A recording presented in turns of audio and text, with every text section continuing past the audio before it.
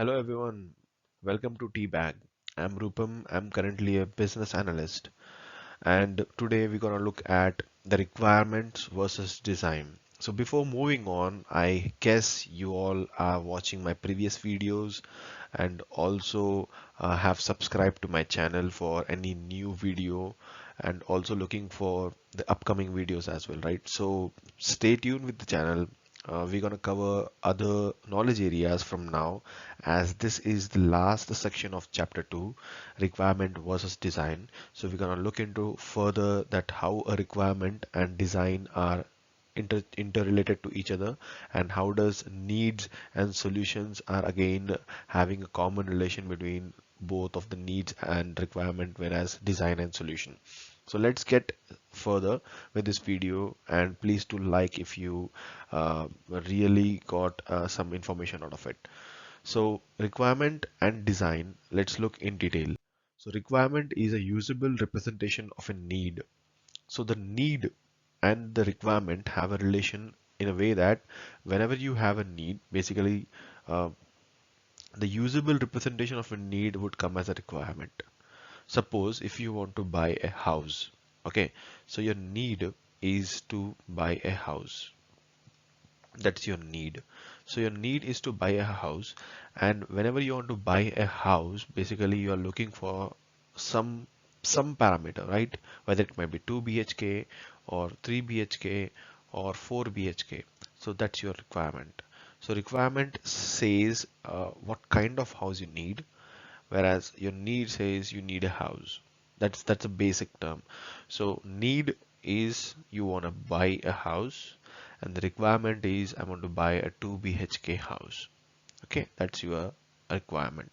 So you see the relation between them. If you are hungry, then probably you want food, right?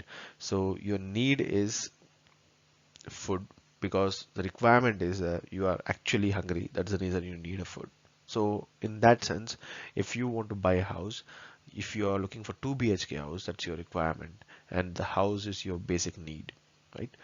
Coming to design, the design is a usable representation of a solution. So whenever there is some design, basically that again gives you to the part where the solution is, or the solution would look like. So if you're designing something, for example, if I'm designing some flow chart, now my start and end would be something like this, but I have a process in between that is actually performing all the tasks. Now if I give input to this, my output will be getting here. Now suppose this is your whole system.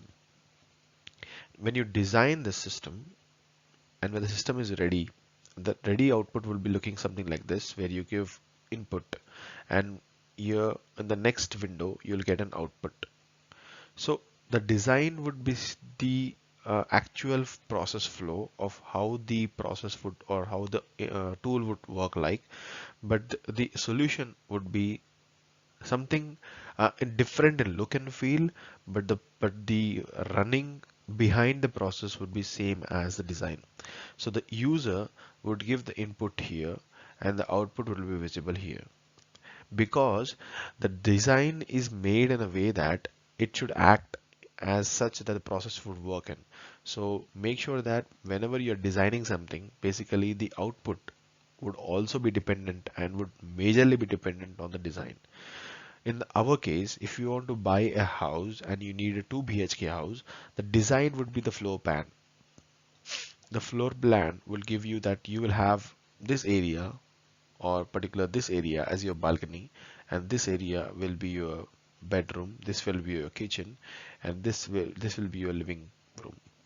And again you got the bathrooms, and then you got your entrance here. So this design would be a floor map, right? Whether this is ready or not, that's not the point here. The point is this would be the look and feel in hand before you buy anything. So this will give you a usable representation of a solution. Like once this is implemented, how my flat would look like, or how my house would look like when it is ready. So your floor plan is your design, and once that is implemented, that's your solution. Basically, once this is implemented, then you move into your new house, and that's where your solution is met. So your needs are met, sorry. So the need was to get into house or build a house, and to do that, you went into a phase of requirement and then designed a solution, or you have got a solution, or someone you have gone through a broker or someone who gave you who gave you a design that this will be your kind of house, and if that is satisfying all your needs, then probably that's your solution. So this is all about requirement, a need, a design, and solution. So I guess you have understood now, and I guess it also added some value by watching my video. So if you really like it, please do subscribe, and thanks for watching, and stay tuned. And also I've provided my LinkedIn link in the description, so please go and follow me there as well for regular updates. And please comment if you have anything in particular to understand and want particular explanation about something.